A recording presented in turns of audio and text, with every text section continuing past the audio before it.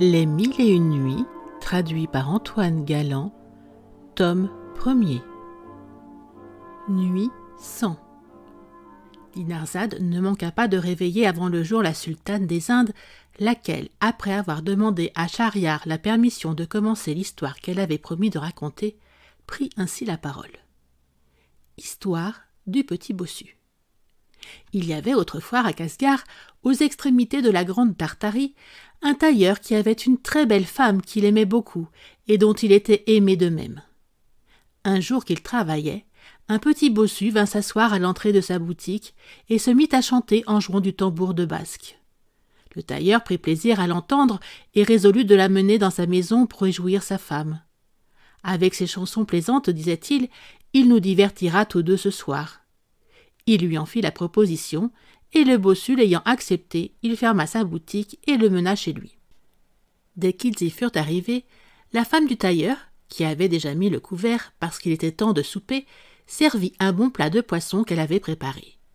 Ils se mirent tous trois à table, mais en mangeant, le bossu avala par malheur une grosse arête ou un os dont il mourut en peu de moments, sans que le tailleur et sa femme y puissent remédier. Ils furent l'un et l'autre d'autant plus effrayés de cet accident qu'il était arrivé chez eux et qu'ils avaient sujet de craindre que si la justice venait à le savoir, on ne les punît comme des assassins. Le mari, néanmoins, trouva un expédient pour se défaire du corps mort. Il fit réflexion qu'il demeurait dans le voisinage un médecin juif, et là-dessus, ayant formé un projet pour commencer à l'exécuter, sa femme et lui prirent le bossu l'un par les pieds et l'autre par la tête, et le portèrent jusqu'au logis du médecin. Ils frappèrent à sa porte, où aboutissait un escalier très raide, par où l'on montait à sa chambre. Une servante descend aussitôt, même sans lumière, ouvre et demande ce qu'il souhaite. « Remontez, s'il vous plaît, » répondit le tailleur, « et dites à votre maître que nous lui amenons un homme bien malade pour qu'il lui ordonne quelques remèdes. »« Tenez, » ajouta-t-il en lui mettant en main une pièce d'argent, « donnez-lui cela par avance, afin qu'il soit persuadé que nous n'avons pas dessein de lui faire perdre sa peine. » Pendant que la servante remonta pour faire part au médecin juif d'une si bonne nouvelle, le tailleur et sa femme portèrent promptement le corps du bossu en haut de l'escalier, le laissèrent là et retournèrent chez eux en diligence. Cependant, la servante ayant dit au médecin qu'un homme et une femme l'attendaient à la porte et le priaient de descendre pour voir un malade qu'ils avaient amené, et lui ayant remis entre les mains l'argent qu'elle avait reçu, il se laissa transporter de joie. Se voyant payé d'avance, il crut que c'était une bonne pratique qu'on lui amenait et qu'il ne fallait pas négliger.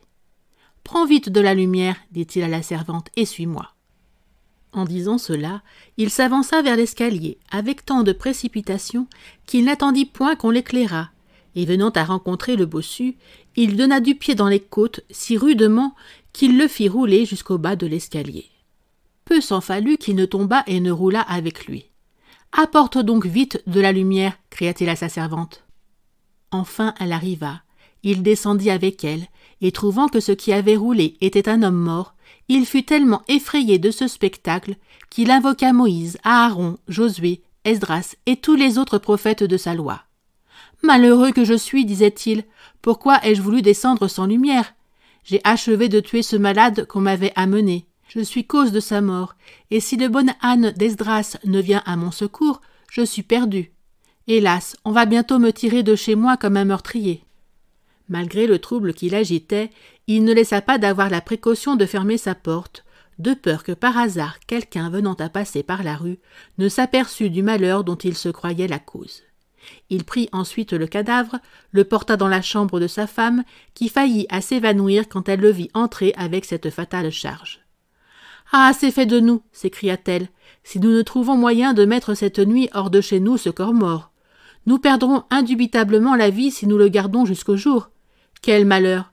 Comment avez-vous donc fait pour tuer cet homme ?»« Il ne s'agit point de cela, » repartit le juif. « Il s'agit de trouver un remède à un mal si pressant. »« Mais, sire, dit Scheherazade en s'interrompant en cet endroit, je ne fais pas réflexion qu'il est jour. » À ces mots, elle se tut, et la nuit suivante, elle poursuivit de cette sorte l'histoire du petit bossu. Merci d'avoir écouté cette vidéo. Si cette vidéo vous a plu, vous pouvez vous abonner gratuitement à la chaîne Coin Livre Audio. N'oubliez pas de liker avec le pouce vers le haut. Vous pouvez aussi me laisser un commentaire. À bientôt.